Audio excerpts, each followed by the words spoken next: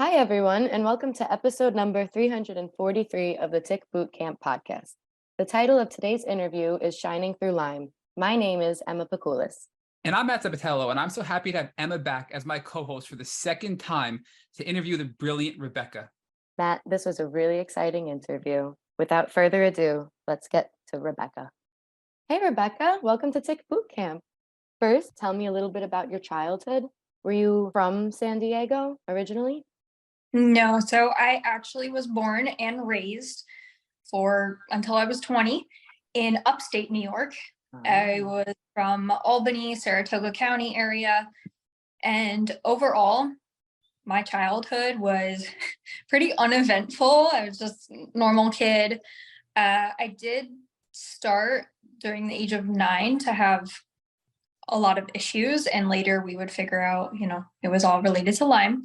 But my childhood was normal. I was a very artistic kid, very intelligent. From what my teachers have said, it was like normal suburban life. Okay. So you said at 9 was when you saw the tick bite, your first one. I read. Yeah, so I was playing at a park, and I had never even heard of what ticks were, but at this specific park we used to play at, there were signs posted of pictures of ticks, and it said Lyme disease, and it had a picture of a bullseye rash, and like a park for kids. And so as we were getting into the car, my mom noticed that on the back of my neck I had a tick embedded in me. And so immediately we drove to the nearest Walmart. They went to get some tweezers, and I remember sitting in the car like crying because I have this bug like in the back of my neck. Of course. And so I'm like sitting there waiting for them. Then they come out, and then they just yank it, which now I know is not the greatest way to remove a tick, but I'm cringing, Rebecca. I know. So that's what they did at the time. And after that, I started having some issues, but it was very not until years later. It's 5 years later where I had issues, but I started getting migraines here and there. I started fainting here and there, but it wasn't so bad. So you never fainted until after your tick bite? No. Okay. Okay. And all of those symptoms developed over years? Yeah, over a few years. When I turned 14, I was in middle school, and I think maybe puberty. There's a couple factors that I think played into it. I think puberty. I think getting my wisdom teeth extracted. I got mono, Epstein-Barr. So all those things, I think in combination, really brought the infection out of whatever was going on. And then I also had gone to a fall retreat with my religious organization at the time, and it was up in the Adirondacks and all those ticks, and I think that I probably got bit again as well. Okay, so what were you doing at the time when your symptoms were subtle enough and passable that you were still active in regular life? Like you were social, you were a runner? Yeah. So I was very into school. I wasn't so social, but I play with the neighbors. I did have friends, and I was doing all these activities. Art and running was my biggest hobby at the time. I was super into fitness for 12 years old. Okay, as much as a 12-year-old can be into fitness, I was running 25 miles a week. I had an at-home gym, so I was lifting weights, little 12-year-old me, and I loved it. Yeah. And it was the best. And I did horseback riding. I was pretty active for the most part. Yeah. Rebecca, I'm gonna just chime in here because I have so many thoughts running through my head already from just the first couple of minutes of you and Emma talking. So when you were bit at 9, you said you were at a park and there were signs. Can you just tell us exactly, what part of the country and what part of the state were you in where you were seeing these signs? Because a lot of states don't even recognize, chronic Lyme or take Lyme seriously. So I'm very impressed that they had signs, frankly. Yep. Albany County in New York. So upstate, there tends to be a lot of signs specifically around the Albany area. where it has like a warning sign saying with a tick, picture of a tick, a picture of a bullseye, and it says like warning, Lyme disease or tick infections. And it doesn't really say what to do. It just says warning. And then you were in the mountains and probably got bit and reinfected. And nobody, when you went to the mountains, talked about tick prevention, using some sort of tick spray, what to do tick checks. There was no talk of that. No discussion about being in a high risk environment in New York State. No, nope, not at all. So you get bit when you're 9, you're reinfected when you go to the Adirondacks, then you have a dental procedure, you have your wisdom teeth removed. And we know dental procedures are big triggers for Lyme patients because it releases all of this bacteria into your bloodstream. And it's a huge burden on your immune system. And for me, I experienced my first symptom right after a dental procedure. So that's really common in the Lyme community.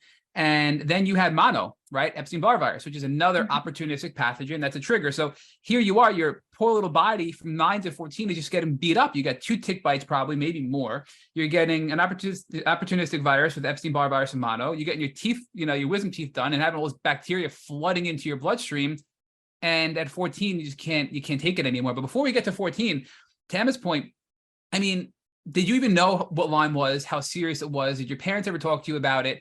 And was it something that was taught to you as a child about the risks of tick bites, Lyme disease, and how to take proper precautions out when you're out in nature?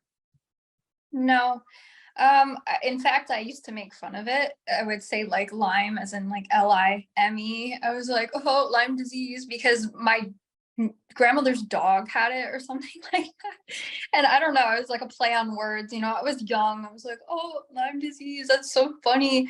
Like, and my grandmother was like, no, it's really bad for the dogs. It hurts them and they're in a lot of pain. I'm like, oh no. So I only knew about Lyme disease in dogs. And I knew that it came from a tick.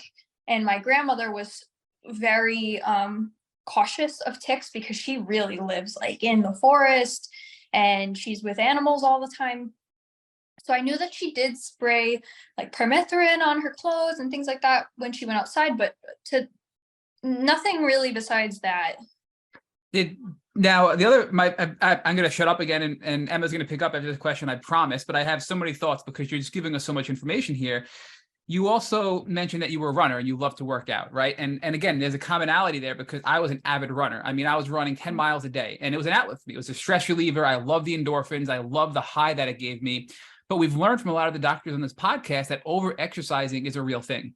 And when your body's fighting off things like Lyme disease and Epstein-Barr virus and pathogens from dental procedures, if you're over-exercising, you're further burdening your body. You're actually weakening your body rather than strengthening your body. So looking back, do you think that was happening with you, that you loved exercise and maybe you were over-exercising and that was contributing to your immune dysfunction and led to your crash at 14? That may be a strong possibility because it was the same year when I joined the track team that I was really like, our coaches were pushing us. I was going hard at it and I was loving it, but you're right. My body eventually, I just couldn't take it anymore. Started passing out on my runs. In the middle of them? Yeah. Oh, and then my parents wouldn't know where I was and they'd have to come look for me in their car.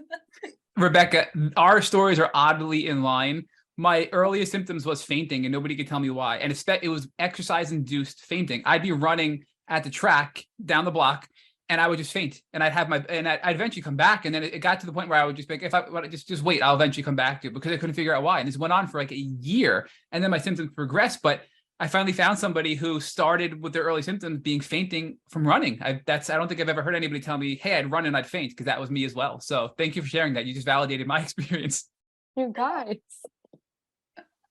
Anyway, I'm sorry, Emma. I'm talking way too much. This is you. No, that's so huge. I'm glad you found each other. I'm sorry for you both.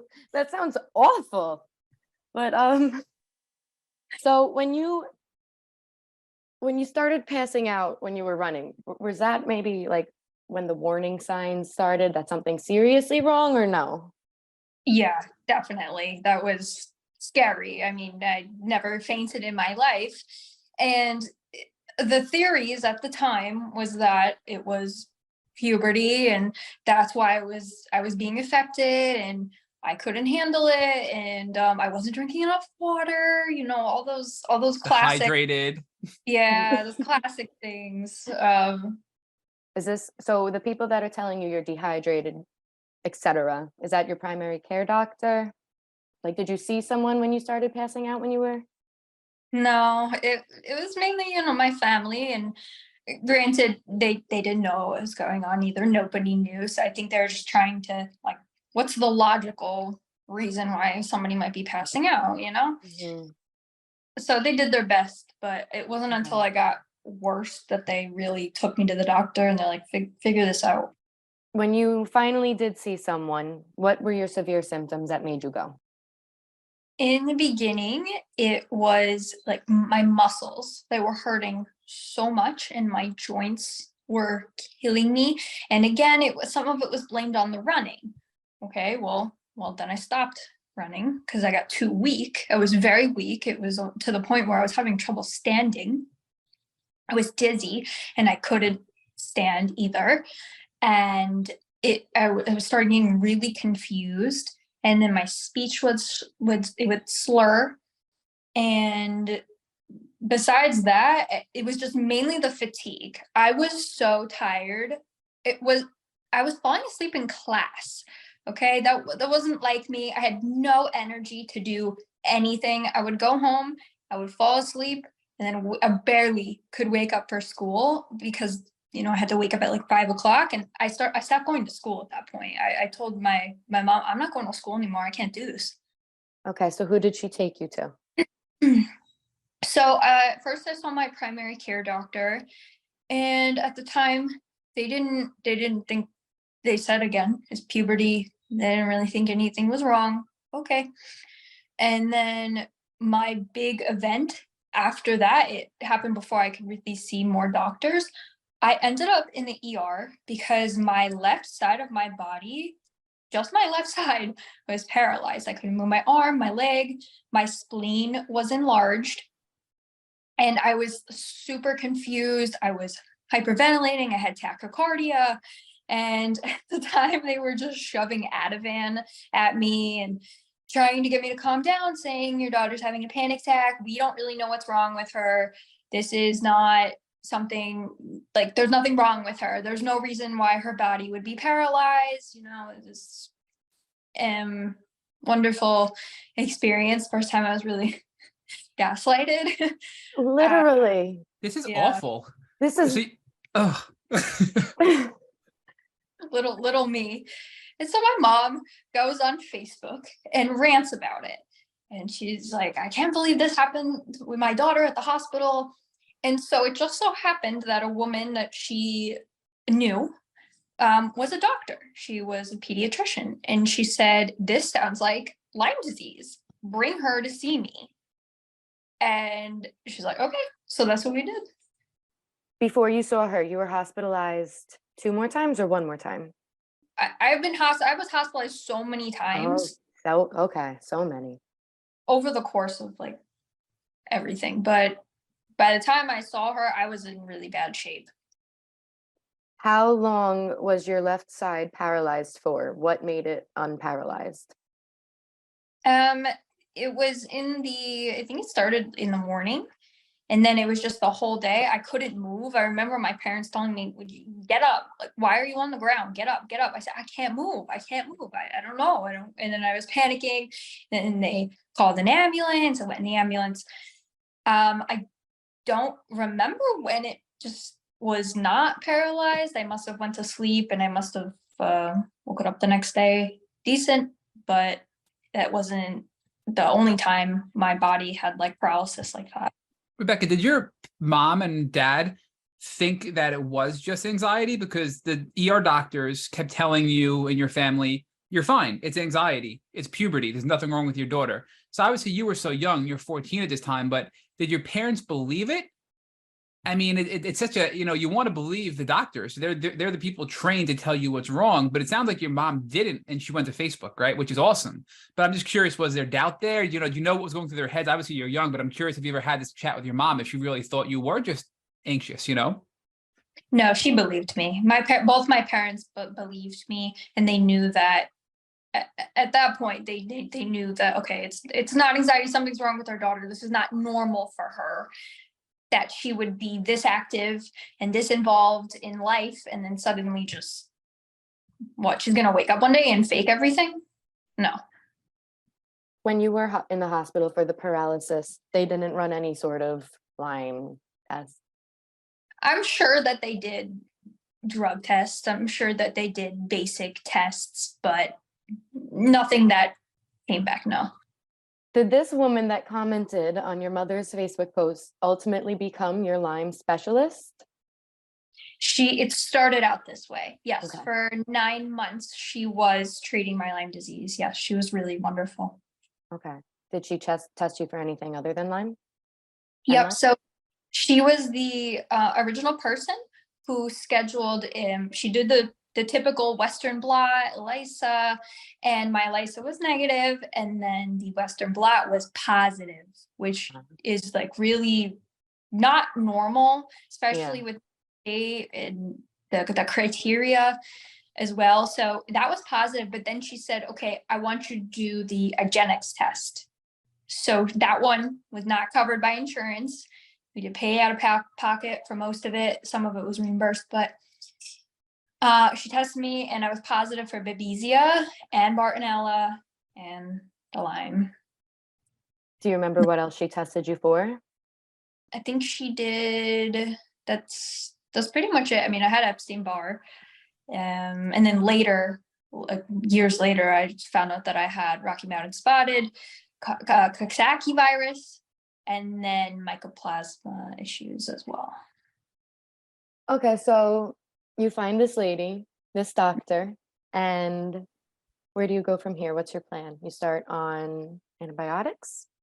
Yep. The first thing she puts me on is Septin, orals. So she puts me on Septin, and then she puts me on azithromycin together.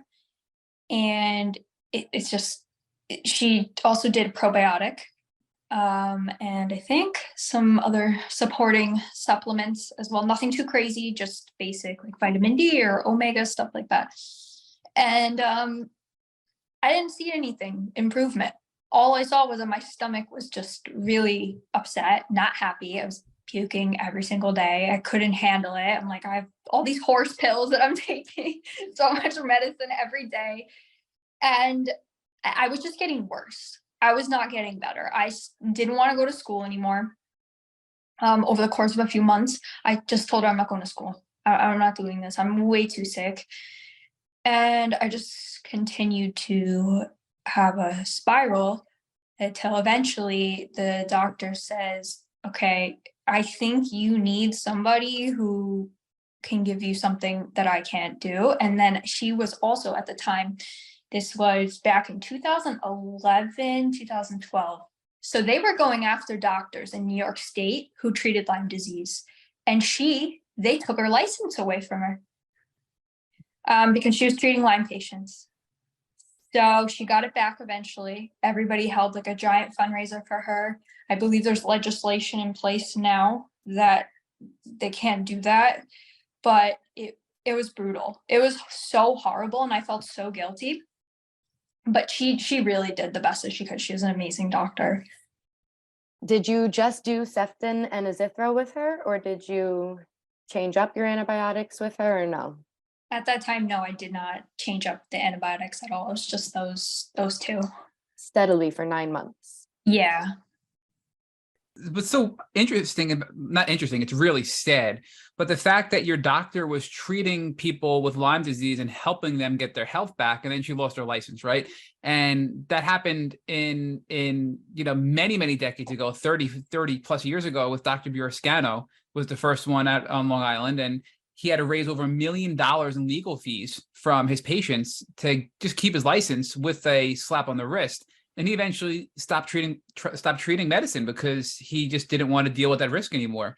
So it's interesting when people say, oh, well, New York has so many cases of Lyme disease, there must be a ton of Lyme-related doctors. And I tell you, on Long Island, there aren't that many.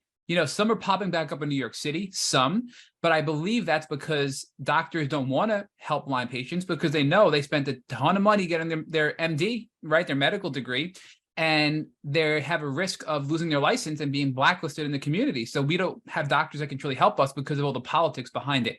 And that's really sad. And I feel like you got caught up in the middle of that, Rebecca. So, Yeah. knowing what was going on, did you ever doubt your diagnosis? Because I can tell you at some points, like when I got diagnosed by my first doctor, and it was in a hospital, and I got lucky enough to have a positive Western blot and ELISA, and then I saw a traditional infectious disease. He gave me 21 days of IV antibiotics, and I still wasn't better. He said, it's not Lyme, it's got to be something else. And I believe that, right? I really just believe that, like there was something else wrong with me, but there wasn't. And that was a significant delay in my healing journey because I believe these doctors. So when your doctor was being attacked for treating Lyme patients improperly because chronic Lyme isn't real, right? The whole justification behind taking these licenses away was because chronic Lyme isn't real. Lyme is cured after a short course of antibiotics. That was the rationale behind all these doctors losing their licenses. Did you start to doubt your diagnosis because you weren't feeling better? Like, where was your head at this point? Well, I never doubted my diagnosis at all. I never doubted the validity, what I was feeling. However, there was instances where she said, okay, I really can't handle this. I got to send you to a specialist just in case. I need to make sure your heart's okay, cardiologist. I need to make sure your brain is okay, neurologist. So I had to go to these specialties. And during that time when I went to these specialists, brutal. They were horrible. And I was a young kid, a teenager. And they made me doubt myself. I had a neurologist at that time. I was getting closer to the point where I needed better, like just more intense care. I was in a wheelchair at this point, and I had a neurologist burp in my face when he was giving me his the neurological exam. I had a cardiologist tell me that I was just anxious and I needed medication. And this was after your Lyme diagnosis, correct? This is after you had a positive Western blot Lyme disease test. With your history of a tick bite on your neck, being in the Adirondacks, and all these other things that are clearly indicative of you suffering from late-stage Lyme disease, right? Mm-hmm. Exactly.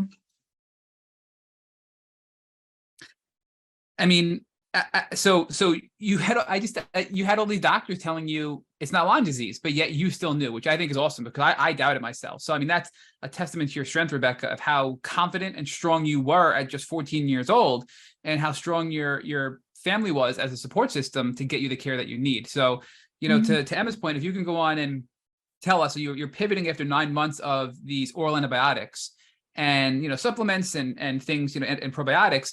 You get referred out. So who's your next doctor, and what's your next course of action now that the orals failed? Right. So I went to see, and he's actually been on your podcast before. His name is Dr. Daniel Cameron. Oh, we love Dr. Cameron. Yeah, Dr. Cameron. And so we went and saw him. It was a 2.5 hour drive. We were like, let's get the heck out of Albany, Saratoga. Nobody can help us up here. Let's go down to Westchester. So we took the drive and we went to see him. There was quite a sense of urgency as far as at that point, they had a wait list, like most Lyme physicians at that time. And they're like, okay, we can get you in like ASAP. Like, when can you come down? And we went into his office. I saw him, and he really is like a fantastic doctor. Okay. What was the course of action that you begun? So he pretty much looked over what my previous doctor had did, assessed all my symptoms. At that point, I was so bad. I wheeled in my wheelchair. I had lawnmower earmuffs on because I did not want to hear anything. And they turned off the lights for me in the back as well, because I just laid down on the table, and then he came in, knock, and he said, all right. And he talked to me, did really like a thorough assessment. And he said, I think we should do IV antibiotics. And then he told us, come back in a week. We're going to get you started. We're going to put your PICC line in, the catheter for the IV antibiotics, and we're going to start treatments. What were your symptoms at that time? At that point, I was losing my hearing. my vision. I was blacking out. I was fainting, dizzy, nauseous, vomiting. Really, psychologically, that is when I really started to, it became scary. I was having full on neurological psychiatric symptoms. I had ended up in the psychiatric hospital at that point, right before I saw him. Not doing good. I was having hallucinations, hearing things, seeing things, severely depressed, trying to off myself, if you will. So he was like, all right, we gotta get this taken care of. Rebecca, can I just jump in here, because I think, first of all, thank you for being so brave and Yeah. sharing that you are having these severe psychological symptoms, because so many people are insecure about that, myself included, right? At some point, where I don't want to admit that I had these psychological symptoms from Lyme disease, because somehow it makes it less legitimate because of how controversial the disease is. So I just want to take a point to tell everybody listening that psychological symptoms with Lyme disease are very common. And hallucinations are very common. I had them. The one hallucination, the first one I ever had, and it's very detailed, but I'm going to share. I was holding a dead rat with a whole bunch of alive rats running around me, and I'll never forget it. It scared the crap out of me, right? So Allie Hilfiger, in her book, and we had her on the podcast, she shares, she ended up in a mental health institute as well, because she had all of these psychological symptoms, which that ultimately led to her diagnosis of Lyme disease. But these are very common things to occur hand in hand, where the neurological, effects of Lyme disease cause psychosis, they cause hallucinations, they cause depression, they cause anxiety. So I feel like at this point, even more so, doctors are saying to you, hey, it can't be Lyme disease, right? Is that what you're getting even more pressure from? Because now you're ending up in a mental health facility. Are they just saying, hey, look, you're crazy. It's not Lyme anymore. You treated Lyme. You had antibiotics for 9 months. I feel like that's probably where you were at, but yet your family still took you to see Dr. Cameron because they were so locked in on the truth, which is it's still related to a tick-borne illness, right? Which is awesome. So can you just kind of tell us about what was going on with your external influences, with your mental health issues, and how your parents and you stood so strong in spite of all that? Right. When I started to show symptoms of anxiety and depression, they brought me to a psychiatrist immediately. And I had, thank goodness, I had the most amazing experience because my psychiatrist himself actually had Lyme disease. However, about 2 months into him helping me with everything, he just disappeared. We never heard from him again. We don't know what happened to him. I still to this day don't know what happened to him. Hope he's okay. But that from there, I was still getting psychiatric help. Thank goodness all of my doctors believed me. However, every time without fail, I went into a hospital, whether it was psychiatric or non-psychiatric, they just made me out to be like I was crazy. So my first time I was put in the psychiatric hospital, they were just baffled. What is wrong with this girl? They actually thought my parents were like, they were going to call CPS on my parents. They thought I was like, they're being neglected. And so they put me up from the psychiatric center to the neurological institute. They did an EEG, or like the thing with your brain. EEG, yep. EEG, correct. So the EEG, they did it, and everything was like normal because I don't have epilepsy. So the doctor looks at me and he gets up really close to my face and he slides over and says, are you not getting enough attention at school? It's like, what? I don't even go to school. How did your mom not slap him at that point? I'm shocked your mom didn't just full off hit him at that point. My dad was so agitated. He immediately said, get my daughter out of here. I'm taking my daughter out. We're checking her out. I do not want her in here anymore. He was so arrogant, that man. Like, that one really sticks out to me. So they thought I was. Of course it sticks out to you. Off my mind. Oh my God. Every serious medical institution gaslit you along the way. Yeah, but I knew what I was feeling, and I knew that, like, no, I may have some issues now because I'm sick, but I know that at that age, I'm shocked that I knew, oh, these big adults they don't know what they're talking about. was wild. Well, kudos on your perseverance and your authenticity to yourself and knowing and standing up for yourself. Mhm. I'm sorry. Okay. Back to Dr. Cameron. Did he retest you? Is he who found the Rocky Mountain? Right. Yes. Yes. Yeah. Did he begin treating you before testing you or while waiting for results because you were so sick? Yeah. He began treating me with what he had right there and then. He started, and his approach was very interesting. And I noticed he would rotate like every few weeks. I stayed on the IV antibiotics, but he Okay. would use oral antibiotics and interchange them because he was trying to target the like he would use things like Tindamax and Flagyl and Mepron to target like the Babesia bartonella component while using the antibiotics more particular for the Lyme, like the IV. So he would switch things in and out every few weeks. It would change them up, and that was an interesting concept to me. But I really, it's what got me better. So what were your IV antibiotics? What other antibiotics did you take with him, if you remember? And Right. also, how long were you on each antibiotic for before he would switch one out? Like, was that consistent where he would like do like cyclical periods, or if you weren't responding to one, he would stop it? Right. So I was constantly the entire duration that I had my PIC line.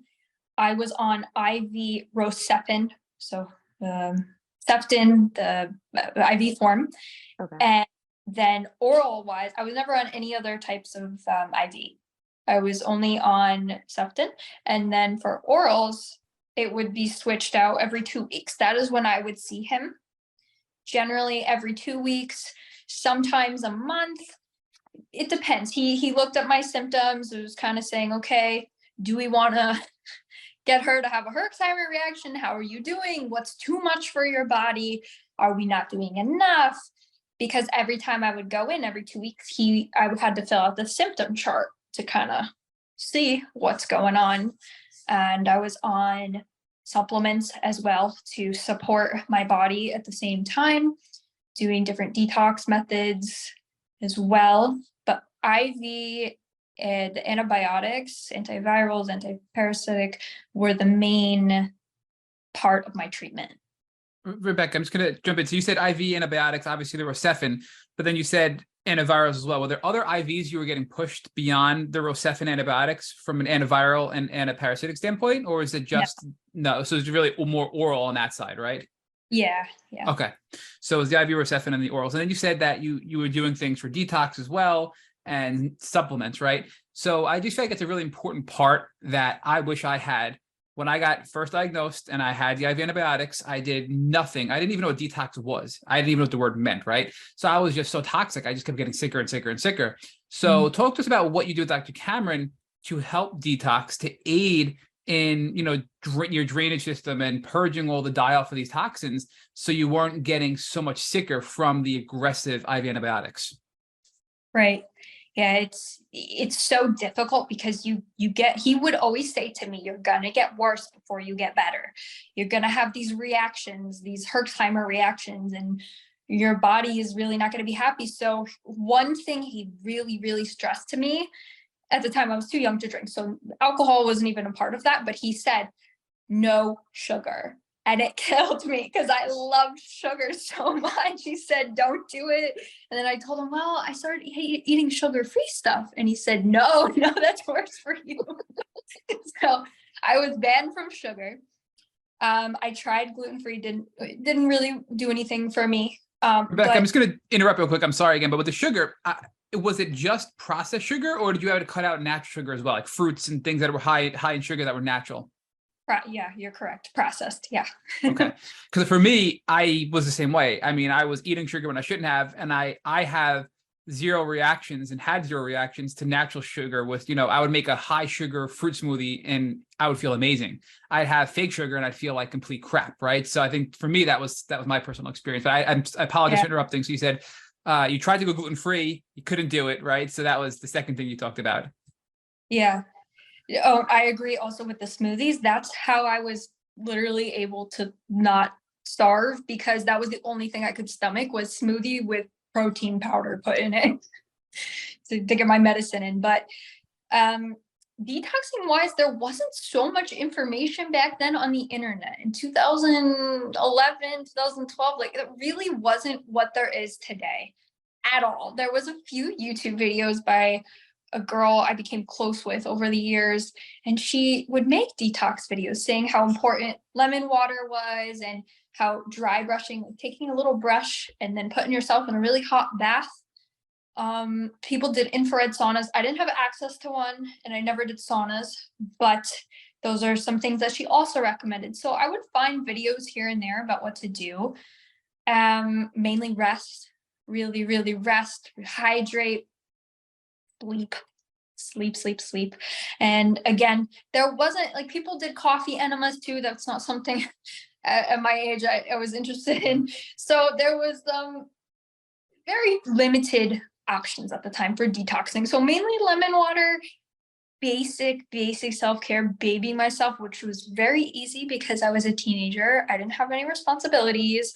I was exempt from school at that point. I didn't have to work a full-time job. I didn't have bills to pay. I feel now that I'm older, I feel terrible for people who in adulthood get Lyme, because I don't know how people function. I don't. But you said that lymphatic massages and dry brushing were very helpful as well, which I think is really powerful to help get all the die off and all the toxins in your lymphatic system, assisting it to be flushed out of your system. And are you comfortable sharing the name of the person you found on YouTube, her YouTube channel? Because I'm hoping her channel's still out there. Maybe people that are listening can go look her up and find some of her videos. Her name was Lyme Chick, and and her name is Macy. So yeah, but she had those videos at the time, and I'm like, wow, this is the best thing ever. I don't know what to do. I didn't know a girl my age who had Lyme disease. It's interesting because we interviewed Cassidy Colbert, who's about your age, and she said the same thing. She was, time-wise in parallel with yours, and she goes, back then there just wasn't as much information, and it was very hard to find people out on the internet back then that can relate. So she started a Facebook group which had like almost nobody in it back then, and now it's just blown up over the years, of course. Right now she still maintains it as a moderator, and it's just become the self-sustaining group that she's created from well over a decade ago.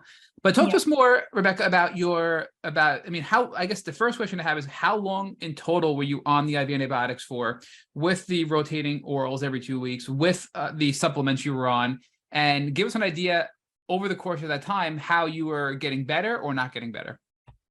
Right. So IV antibiotics overall was about a year and a half just with the IV. And then once I was able to graduate from that, I was still on oral antibiotics. And then eventually, once all my symptoms were gone, I'd say after 2 years, I stopped. And you were symptom free after 2 years. So a year and a half of IV, 2 years of orals, and you were symptom free. Yeah. That's amazing. So Dr. Cameron, our man, I love Dr. Cameron. He comes in clutch when you're getting sicker and sicker and sicker with your previous doctor. And here you are within 2 years and you're symptom free. And you literally were wheeled into his office in a wheelchair with earmuffs on because you couldn't take, with the lights off, because you couldn't take any light or sound, and you couldn't even walk yourself into the doctor's office, right? I mean, that's a powerful, powerful transformation. I mean, walk us through, like, I just want to hear, like, give us an idea of how sick you were at your worst. Like, you mentioned, and there's no such thing as too much information. We want to be as honest as possible and truthful as possible, and as transparent as possible, but we don't want to trigger people of course. But like you said, you were contemplating taking your life. You couldn't function, and then 2 years later you healed. I want to hear an idea of, like, where you were at your worst. Give us describe a scene of at your worst, and then describe a scene of where you were at the end of the 2 years and how you had your life back. I just want to hear that radical transformation, if you could share that with us. Sure, of course. The worst I was definitely had to be, like, psychiatric wise. That was the peak of, oh my gosh, my life is a mess. I was in a wheelchair. I was not at school. I had lost all of my friends. My religious organization that I was a part of, forget about it. They did not care. My certain parts of my family were freaked out. They stopped being in contact with me and my parents. I would sit and lay in my bed and stare at the ceiling for like hours and hours and hours a day. And I was probably sleeping for 20 something hours a day. I don't even know how I slept that much. I have no idea how. And I had none of my friends would visit me. And so I remember I had a little iPod Touch, and I would see my friends all on Facebook, and I'm like, wow, this is terrible. This really sucks. So I would cry every single day. And then I just wanted to die. Every day I wanted to die. And I was just so sick of my life, crying all the time. And really, like, that was my worst mentally. I was like, I can't deal with this anymore.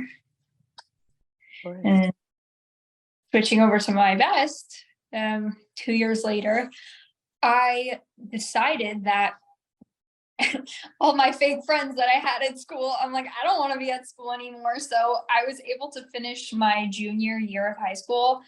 And at the end of the year, I put in a request to drop out. Like, I'm like, I don't even want to go to my senior year. These people, it's a waste. It's not going to be good for me. My school was mainly about sports. And I'm like, what am I going to do? Like, I need to be able to take care of my health. Gosh forbid anything happens. Well, I ended up overdoing it, but I went to college the next year for my senior year of high school would have been. I went to college full time. I was working full time between 40 to 60 hours a week, which Wow. overdoing it. And I had an apartment. I had got my first pet. I was still active in the Lyme community that I was on in Instagram. So like being a very strong advocate, really just dive deep into my hobbies. I was in a relationship at the time. I was like killing it. I was doing great. So you were back to your pre-Lyme state of over-exercising, overworking, overdoing everything to your go, busy life, right? Yeah, we have a pattern here in my life. But Rebecca, so obviously, I mean, that was a great contrast that you just described. But I just want to touch back. I'm going to back up a little bit. You mentioned that your I think it was your church group and some of your extended family treated you differently. Was it because they didn't think you were sick? Is it because they doubted you and your parents that it was actually Lyme disease? What was the tension there? Because if you had cancer, I can't imagine them treating you the way you described they treated you. So I think there's got to be some sort of like either A, they didn't believe you, or B, they just simply didn't understand, right? Oh, Matt, you just brought back so many memories. If you had cancer, I used to say that at the ripe age of 14 all the time. You know, if I had cancer, my friends would talk to me. I can't believe it. They didn't understand it. They thought I was faking it. They didn't realize what Lyme disease was. I lost my best friend and my boyfriend at the time. Like, I was young, who cares? But they got in cahoots with each other. They left me. They're like, goodbye. All my friends are like, goodbye. I remember one time I wheeled myself in to church and the pastor saw me and turned right around. He went the other way, completely avoided me. They tried to stage an intervention with my father. The church tried to stage an intervention? Yeah, they were trying to stage an intervention with him. He never told me this until years later. And he said that he just didn't end up going. And they were just so nasty because they didn't understand Lyme disease. They thought her daughter is causing problems in our church because too much attention's on her and she's creating problems with our kids. And I'm like, no, actually, your kids just don't have empathy and you guys are targeting my family. But okay. Your church could have collectively decided to pray for you and your family in these moments. No. I am so sorry that you've had to go through that. I mean, that's just horrible. And to Emma's point, I mean, there is a section of this Lyme community that is, you know, that are strong believers in Christ, and they have prayer groups where when they have rough moments, they'll text each other and then they pray for each other, and it really has helped them get through the hardest of their moments. And when you needed that, you were abandoned, and I'm simply just so sorry for that, to hear that your church of all groups abandoned you. Exactly. Is just awful. Yeah. But thank God you had a supportive mom and dad who were not influenced by the doctors, these people at church, and they kept fighting for you to get you the proper treatment. Because I mean, any other family, most other families wouldn't have had the strength and the courage and the persistence that your family had, including yourself, Rebecca, you and your parents, to keep pushing along and know that something was wrong. So Yeah. that is awful. I mean, I'm just curious, have any of these people resurfaced in your life since then and apologized, or realize that maybe they were treating you wrong, in a wrong manner, whether it be the church or whether it be socially, any of your friends from when you were younger? You wish, right? But no. No, none of them ever. Nobody. And there was so many people that acted this way, and I never got an apology. In fact, it was worse, because years later, after I didn't even know these people anymore, they would comment on my Instagram, because I was like very active in a Lyme disease community back in 2012 to however long still today. And I saw, like, I made a post about PTSD, and my ex-boyfriend literally didn't follow me, nothing. We had each other blocked.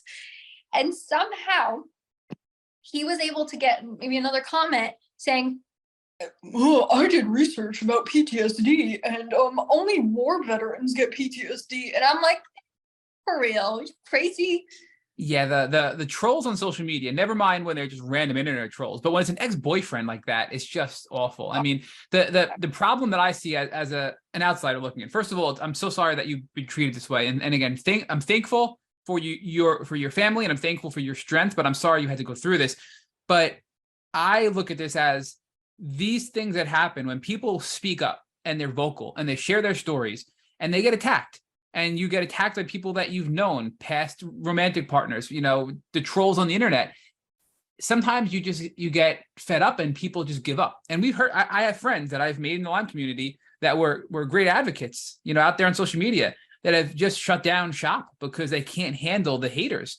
And that's the part that's so sad, because, I get it. It's triggering. It's hard. It activates our fight or flight nervous system response. But these haters are really holding us back from getting the word out in the way we could if there weren't so many people. I mean, our good friend Danny Tiger did a post about detox, and it blew up. I think it got she was just telling us last week, got over 3 million views. And the amount of hate she got from it put her into a flare. She was doing well, and now she's like, look, it just, I couldn't believe how mean and hateful some of these comments were from people I just saw it because of the algorithm on Instagram that didn't understand Lyme and just started attacking her about a simple detox video. I mean, it's really, really sad that that's where we are. So again, thank you for not giving up and continuing to advocate. Here we are, we're 10 years later, and you're still a force to be reckoned with. And you're helping us raise awareness and advocate. So I just want to point out again, your strength. And I digress, Emma, I keep jumping in. I apologize. This is such a great story, Rebecca. I mean, sad, but so powerful and inspirational, Rebecca. You are amazing. Yeah, thank you. Thank you. No, definitely. So, okay. So you stopped seeing Dr. Cameron because you were symptom free. You felt so, like, in your own words, you felt great at that time. You were thriving. You were in an apartment. You were working full time. Okay. And did it ever start to hit the fan? Yeah. So I'd say at the end of the year, at the end of my college year, I didn't even get a chance to finish out a full year. It got too much for me. I couldn't go to my morning classes anymore. I was sleeping all the time, started feeling very yucky and fainting again. And I was like, oh no, I know this feeling. I know this fatigue feeling. And so I went back to Dr. Cameron and I told him all my symptoms. And at the time, he was like, Rebecca, I don't think this is Lyme anymore. He says, I think you're dealing with like things that are post Lyme that come after this. And I was not prepared for that. I was not prepared for like, hey, my body's going to get damaged from all this neurological, the way it impacted me. I never thought that I would deal with something after I kicked the infection. And so we didn't know what it was. He made a few suggestions like dysautonomia. I'm like, I don't know what the heck that is. And shortly after that, I was hospitalized. like very, I took a fall down the stairs and it was 20 steps. I ended up in the heart attack stroke unit and they didn't know what was wrong with me. They thought I was dying. They moved me up into the cardiac unit. I stopped breathing and then they called a code on me. There was 20 people in the room. It was not good. And then once they had me stable, they said, don't get up, don't go to the bathroom, don't do anything. What did I do? I got up, I went to the bathroom, I fell, I hit my head, I stopped breathing again. My heart was in the mid 200s. Nobody knew what was going on with me. So I posted, of course, on my little Instagram Lyme chat, what the heck is going on with me, guys? I feel like I'm dying. Help. People said, look into POTS, look into dysautonomia. I told my doctors that, and they're like, oh yeah, sure. That was the beginning. Feed it to them. Lyme diagnoses, like dysautonomia journey. Yeah. Did you see Dr. Cameron when you got this POTS disorder, or was that not his specialty anymore? No, after that, I didn't see him because I was like, you know what, he's right. It feels like Lyme, but it's not Lyme. But even today, like years and years later, I still wonder. I'm like, do I still have Lyme? And is it not being treated? Am I just, once again, I know why people put Band-Aids on it, because one, either they don't know, or two, it's cheap. It's cheap. Your insurance will cover it. It's cheap to just throw stuff and put Band-Aids on it if your insurance covers it. Really, like if I were today to go start my journey over again as an adult, I would be in severe medical debt. Rebecca, I just want to, I want to ask you some questions. And, unfortunately, some of these things are going to be just your opinion, right? Because I don't know that we have enough data to answer these questions yet. But I think back and, Dr. Alan McDonald, who we've had on this podcast, another guy from Long Island, New York, he did a study, and he's a pathologist. He does autopsies and studies tissue samples and blood samples. But he did a study on a man who was treated with antibiotics, 10 years straight of various oral antibiotics for Lyme and tick-borne illnesses. And he had IV antibiotics in there as well. And he ended up, after this man passed away, not from Lyme, other causes, they did an autopsy on him, and they found spirochetes riddled in his body, the Lyme bacteria. And oddly enough, they found a very high concentration of spirochetes in his testicles. Why? Who knows, right? So my thought is, once you have late stage Lyme, a lot of leading Lyme doctors are saying you're never going to fully eradicate the microbe, the spirochete, the pathogen, right? It's in your body. It's just kind of at bay because your immune system is managing it. And it's there, just like you have Epstein-Barr virus. The Epstein-Barr virus, you had mono, which gave you the Epstein-Barr virus, and you have it in your body for the rest of your life because it never goes away. And when your body's compromised, it comes out and it can make you sicker, right? So I think that's kind of how Lyme disease is for me, and maybe for you. And debate me if you don't agree, because we don't really know. And this the whole debate is chronic Lyme an immune response? Is it persistent infection? Is it something else? Now, I believe all the above. I believe chronic Lyme can trigger autoimmunity like it did for me. I believe chronic Lyme persists, that the bacteria persist, Borrelia burgdorferi, plus the other things you get from various co-infections. But what are your thoughts? Because it sounds like you're now of the belief or the mindset that Lyme is out of my body and I'm dealing with damage from it. Or do you believe that the Lyme bacteria was there, but sort of like at bay, and it was kept in a corner because your immune system was so healthy? And then because you were working so aggressively, you're working so many hours, you were a full-time student, you were just living life and overdoing it, that you simply couldn't, your body couldn't manage it anymore and you crashed. Like, what are your views on that? Give me your thoughts. Right.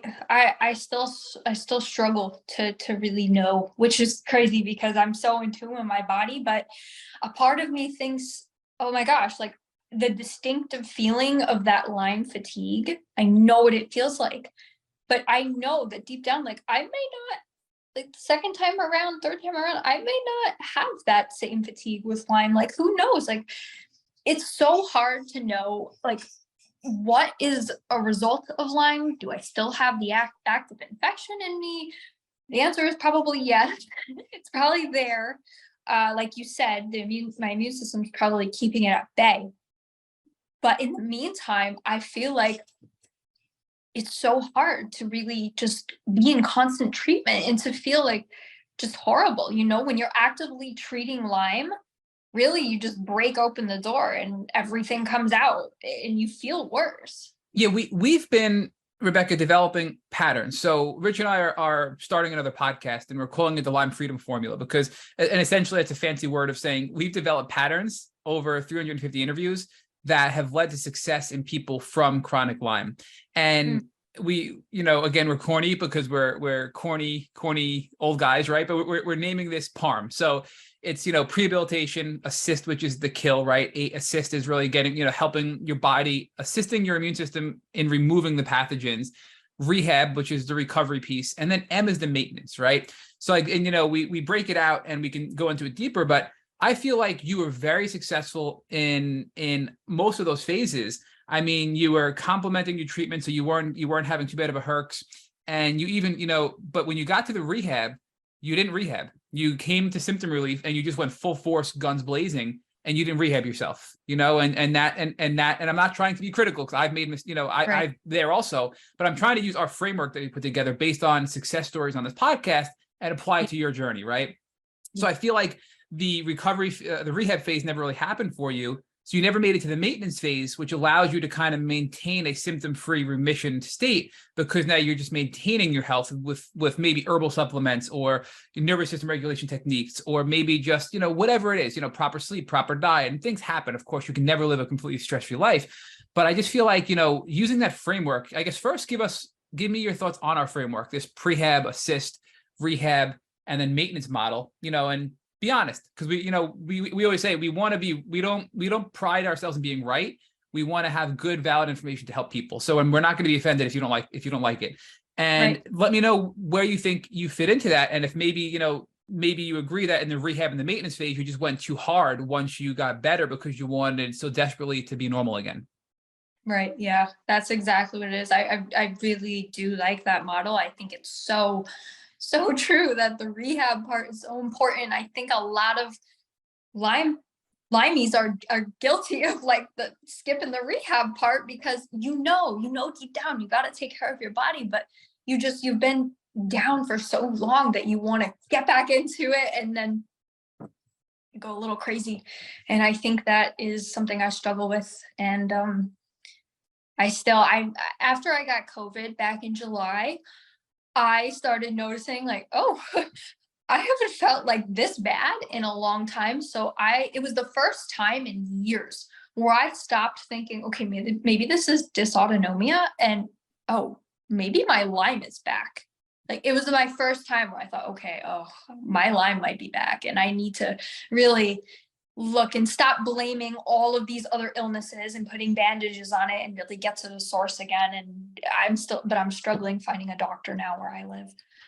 Yeah. So I'm gonna say, so like for me, I feel like you had a really good beginning part of your journey, but then, you to have that balanced sort of approach moving forward. Now you're at a part of your journey where you need somebody to have maybe a more gentle approach, not as aggressive as IV antibiotics, but more of a restorative approach where you can use a variety of, tools. I mean, people have used peptides, people have used, SOT is more of an assist and a kill, but even just immune modulating herbs, it could be herbal tea, it could be, vitamins, it could be, I love nervous system regulation techniques. For me, they've been very powerful because I never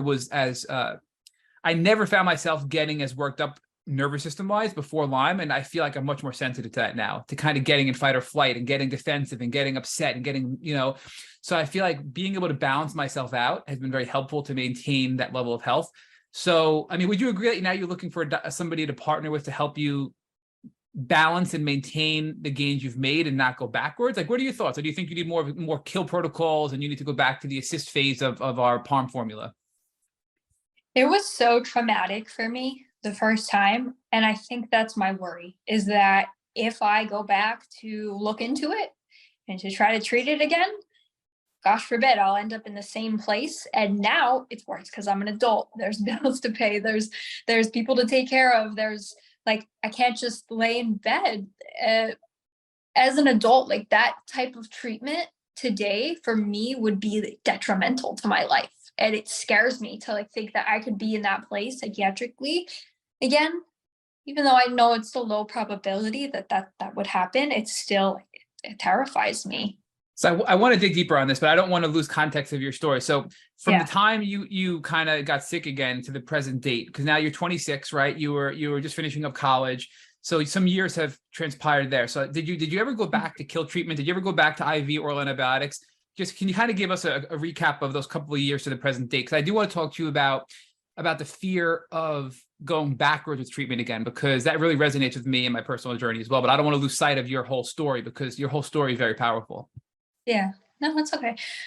So over the years, I didn't do anything for Lyme. I actually it's quite the opposite. I watched my husband, him do Lyme treatment. We actually met because we had the same doctor, Dr. Cameron. So No way. That's so yeah, funny. That's so cute. he was coming up from the city and I was coming down from upstate New York, and we were both meeting at Dr. Cameron's office in the middle in Westchester. And we met online as well. Like we realized, oh, we follow each other on Instagram in the Lyme group. Did you physically meet at his office, or you knew each other online beforehand? Yeah, and then I made Dr. Cameron like a little frame, and he goes, "Oh, I always wondered who made him that frame, like who made him that picture." Wow, what a awesome love story, right? I mean, that's wonderful. I mean, so Yeah. that's a whole nother topic there. So you've really been helping your husband, and we're going to get to that in a second. I think that I would love to hear you and Emma talk about the romantic piece, because that's so hard in itself, finding romance when you're sick, right, with Lyme disease. But if we could just quickly talk about the fear piece, because it sounds like you kind of just sort of did little things here and there and just kind of had some ups and downs and bumps in the road. And now you kind of figured out, well, should I do more? Can I do more? And you're no longer symptom free, but you're kind of managing your symptoms, it sounds like, right now. Is that an accurate assessment of where you're at today? Yeah, I'm not symptom free, but I can't tell what's going on. Okay. I don't know what's what anymore. I'm assuming though, like knowing my body, I'm thinking, okay, this is probably Lyme again. So I'm in the managing, but not really managing, kind of putting band-aids on the symptoms. Right. So I'm actually going to throw this question at Emma, because I think this is a good question for you guys to pick up. And then I would love for you to talk about the romantic piece of it, because I love hearing success stories in the Lyme community like that romantically. But Emma, what are your thoughts on the fear piece? Because personally, I was paralyzed in fear. I regained 30% of my health. I stayed there for years when doctors were gaslighting me and telling me it wasn't Lyme and I just have to deal with it. And I have fibromyalgia and I have lupus and I have all this stuff going on. And I finally had the courage, thanks to Tick Bootcamp and this podcast and people like Rebecca and you, Emma, to take steps, and my health improved significantly. And I mean, it's a complete game changer for me health-wise, because I finally had, I was able to get past that fear. So what are your thoughts on what are your thoughts on that? I mean, do you think that's a dangerous approach? And, what kind of advice would you give Rebecca in that regard? Because I think we can all relate to that fear component of, I've made so much progress, I do not want to go back to where I was, because it's a valid fear, right? I mean, what are your thoughts, Emma, on that? More than a valid fear. Just talking about it, my heart's palpitating and I'm remembering all my horror nights and why I didn't want to start treatment again when I found out I had Bartonella after I thought doing my treatments. But I felt like my fear taught me the first time, after really sitting with it, that I don't have to do this hard and fast approach, that I can treat my Lyme at my own rate.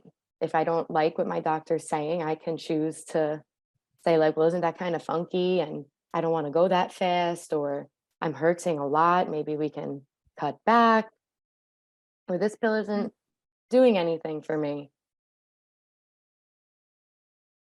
When I really took control, it eased my own fear. That's what I would. Rebecca, what are your thoughts for the future? It sounds like you're thinking the Lyme is back. Obviously the hardcore IV antibiotic route might be too much for you now, because you have, responsibilities you didn't have when you were a child. Do you think you're going to look at maybe some more gentler approaches? And again, I'm hoping this isn't triggering you. You seem very emotionally strong. So, I do want to ask, like, what are your plans for the future? Because I believe, Rebecca, in fact, I know you can feel better than you are today. I mean, look, you're obviously doing well, but I know you can get back to symptom free. And so I want to challenge you to think about that and think about what your next steps could be to help you get to a symptom free state where you're really loving life. And not that you're not loving life, but you can really love life even more, Rebecca. Yeah. First step is finding a Lyme literate doctor where I am now. We had one in San Diego where we lived, had one in New York. Now that we're in South Florida, it's not that I don't want to commute. I'm willing to commute. I get nervous. I get nervous because since 10 years now, since then, there has been so many different ways that people have started to treat Lyme. So many different opinions, so many different stories. And I'm like, it's not the same Lyme community that I started out with. And a lot of it freaks me out. I'm like, okay, what's going on here? And so I don't know what to trust, what not to trust, where to put my finances, where to put my time, my energy. So it's going to take a lot for me. It's going to take a lot of researching. It's going to take a lot of maybe diving back in and asking for questions, like help and advice, but at the same time, taking everything with a grain of salt and making those decisions. Because when I was a child, I wasn't making decisions. Like I didn't get a choice of my decisions. I was just led by my parents to do what they felt was best, which ultimately was. But now that I'm an adult, like Emma said, I'm responsible for like the decisions that you make. But also, when you are so sick, you'll take anything. Like you'll do anything, especially someone like a doctor that knows what they're finally talking about. You will do anything. So it's all like, yeah, it's all. Yeah, Emma, and I just want to say for Rebecca, obviously Emma, Rich, and I are here for you offline, personally, to guide you in any way we can based on our experiences. Our community's here for you. Everybody listening to this podcast, I'm sure to be happy to chat with you. And, look, this is something I look at this as a lifelong journey where I'm a different person today because of my experience. And I'm constantly looking for ways to improve my health, no matter what, even no matter where I'm at in my journey, I'm always going to be looking for hacks and ways to optimize my health. And now, Rebecca, you're just at a state where you're looking to find a practitioner to partner with to give you more tools to help continue to improve your health, right? So I think it's a really beautiful place you're in, where you're working, you're married, you're living in Florida, and you're hearing this podcast. And this has been an amazing interview, such a hopeful, powerful interview. But I know we've been on for a while. I'd love for you and Emma to talk about the romance piece, because we've had not many. We've had a couple of people come on and share that they've had some great successes despite their chronic Lyme journey. And I just want you guys to talk about, how that happened and give our listeners some tips and tricks to have a successful romantic relationship, and also let them know that they are deserving of it. Because I think the biggest thing people share with us privately is, I don't feel like I deserve love. I feel less than because I'm sick. I am not quote unquote healthy, and therefore nobody can love me. So if you could just talk about that and then give our listeners some tips and tricks, and you guys could just kind of have a little discussion about the romance piece, because I think that's a really unspoken part of this journey, the loneliness of it when it comes to being an adult and romantically speaking. Well, were you and your husband, like I'm picturing in my head, and I could be totally wrong, like this little support team just like bonding over their awful treatments together and becoming best friends through that? Is that how did you guys develop? Yeah. So it was like that. We would relate with a lot of things, and like we're like, oh my gosh, really this? Or yeah, I feel like this, or oh my gosh, is it a full moon? Or oh, I'm having a flare, like random things like that. And even today we still do that. We're like, oh my gosh, I feel terrible. And he's like, yeah, I feel awful. This is so stupid. And I'm like, okay, well, I'll rub your back because your back hurts. Well, then you can massage my hands because my neuropathy hurts, like things like that. But what people don't talk about also is, because sometimes you're both in pain at the same time, or you're both struggling mentally at the same time, it can also be the opposite. It's not so like, it's not always easy. It's just because you two have the same thing. Sometimes it can be, oh, hey, we really got to make sure we communicate, we work together, because we're both experiencing bad things at the same time. Yeah. It can go either way, but we supported each other because he's relapsed twice since I've been with him, and both times he needed IV antibiotics for almost 2 years. And so we've been together for 7.5 years. So most of our relationship, he's been on treatments, and we've really had to be there for each other through the thick and thin. But at the end of the day, like we really do care for each other. And I could not imagine being with somebody who didn't have a chronic illness. Yeah. My boyfriend, we met, we're together about 4 years, a little over. We met at college together, and I met him as I was becoming very sick. So I am impressed that he stayed with me and didn't think I was crazy, because he just met me and I'm like, my hip is like out. And he's like, okay, what do you need? And he just like totally believed me. And Yeah. I felt like at some point he was so amazing. I would lean on him for everything, but I didn't realize at what point I became responsible for my own needs. And at several points, I was aware that I needed to recognize and check in with myself. I'm not doing well mentally, and it's not his job to fix it. It's my job to fix it. And that's something that has been huge in our relationship, because it's so hard to just tell someone how you're feeling when you don't know how you're feeling, and saying what you need. And he's always been really receptive, but sometimes it's just really hard to say what you need without wanting to. We're long distance, and it would hurt my hand to hold the phone, and I would feel awful saying I can't talk right now. But communication, I've learned, but also really finding out where you are every single day. That was huge for me, and being honest with myself about where I was. But Yeah. Whether you're able-bodied or not able-bodied, I feel like there are some people who don't, when they don't have Lyme, and a person with Lyme, you try to date, they don't get it. There's no empathy. They're like, what is this? Or like, they'll call it Lyme's disease. Or they'll be like, oh, okay. Like, thinking that they can actually blow it off as if it doesn't exist. I've met people like it doesn't exist. It's not there. Oh, well, I don't see it.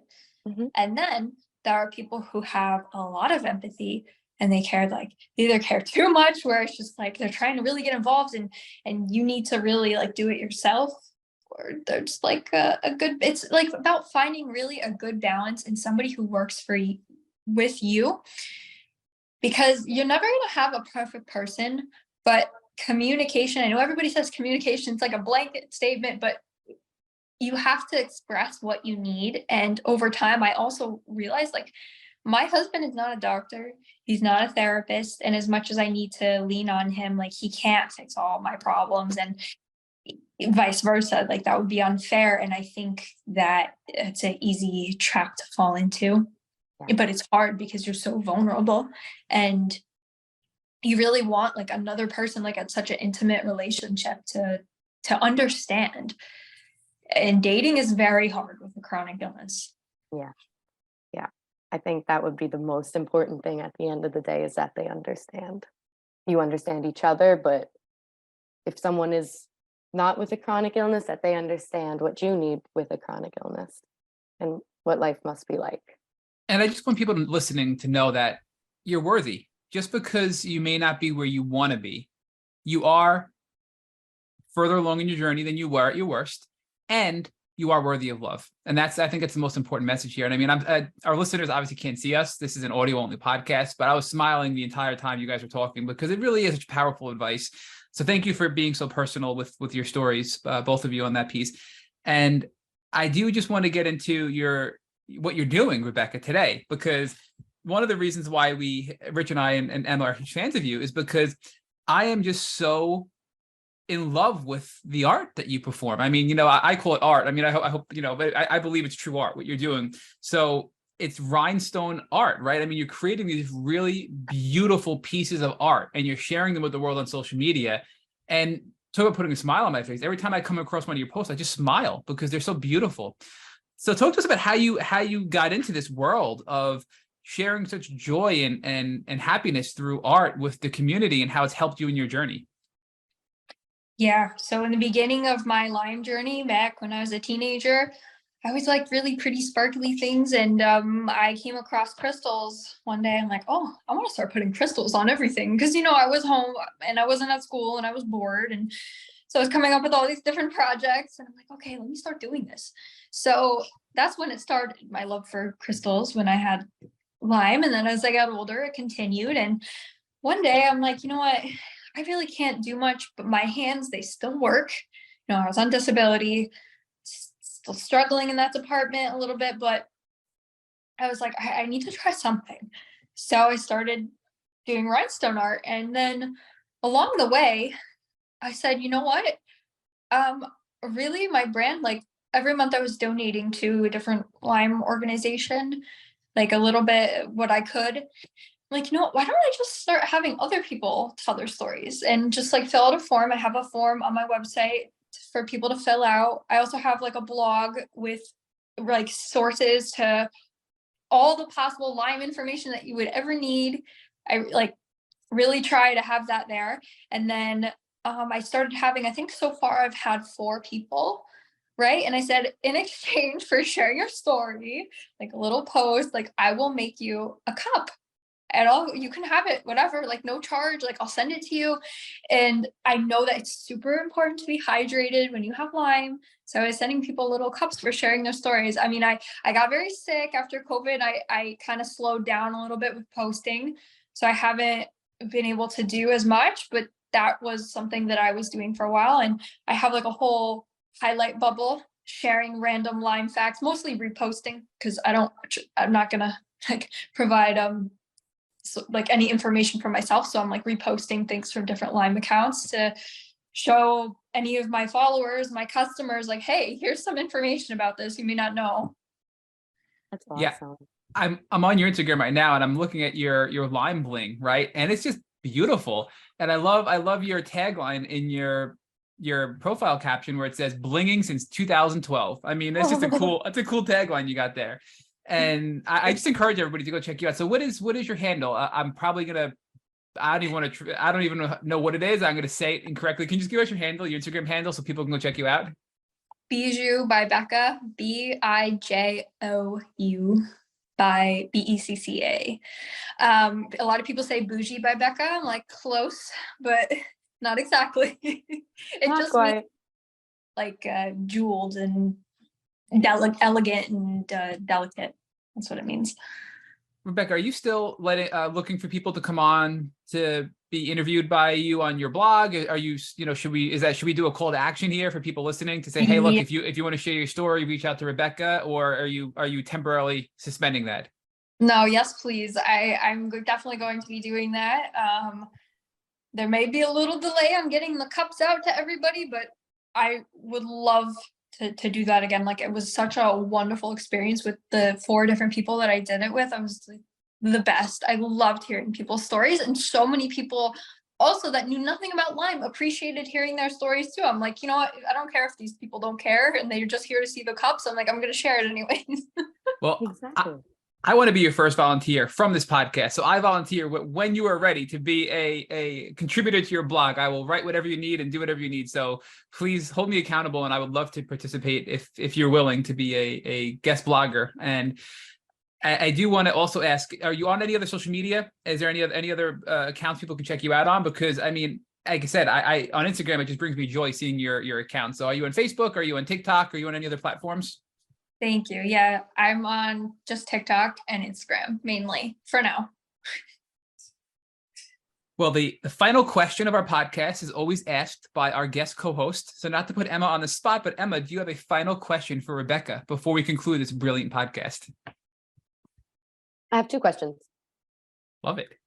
Can I be the second person to submit a story?